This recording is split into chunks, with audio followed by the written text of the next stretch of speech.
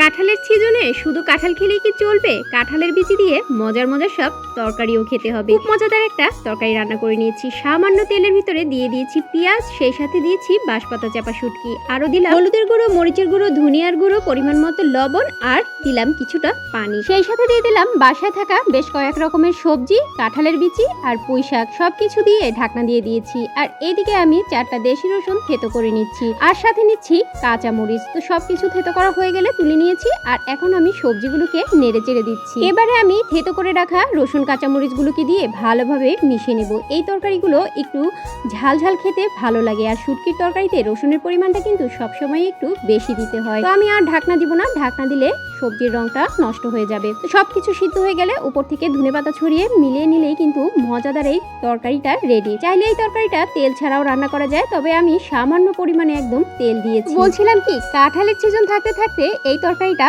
অবশ্যই রান্না করে খাবেন। যারা শুটকি পছন্দ করেন তাদের কাছে তো এই তরকারিটা অমৃতের মতো লাগবে।